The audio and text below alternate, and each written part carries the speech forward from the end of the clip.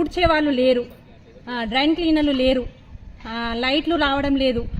ఎవరికి చెప్పినా కూడా మా ఫోన్కు ఆన్సర్ ఇవ్వడం లేదు. అందరూ కలిసి మున్సిపల్ అధికారులు అందరూ కలిసి అధికార పార్టీ నాయకులు సంబంధించిన వారి ఇళ్లలో పనిచేస్తున్నారు తప్ప డివిజన్లలో పనిచేయడం లేదు. ఎందుకు? వారికి వేస్తేనే వీళ్ళకి జీతాలు ఇస్తున్నారు, అధికార పార్టీ నాయకులకు వేస్తేనే వీళ్ళకి జీతాలు ఇస్తున్నారా?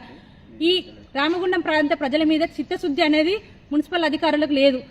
వారు ఇక్కడున్న కమిషనర్ గారు కూడా ఎవరికంటే అధికార పార్టీ నాయకులు చెప్పిన వాళ్ళ దగ్గరికే, పార్టీ నాయకుల చెప్పిన వారి దగ్గరికే పంపిస్తున్నారు. అంటే మిగిలిన వాళ్ళు నాయకులు కాదా?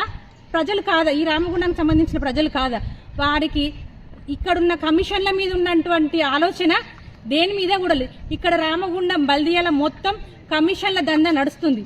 దానికి సంబంధించిన వాళ్ళకి పనిచేస్తున్న తప్పించి ఇక ఎవరికి చేయడం లేదు. ఇప్పటికైనా ఇక్కడ ఇది ఈ రోజు నేను మా డివిజన్ ప్రజలు నాకు ఫోన్ చేసి చెత్త ఇంత ఇబ్బంది అవుతుందని చెప్పి నా సొంత వెహికల్ పెట్టుకొని ఈరోజు డివిజన్లో చెత్త సేకరణ చేయడం జరుగుతుంది.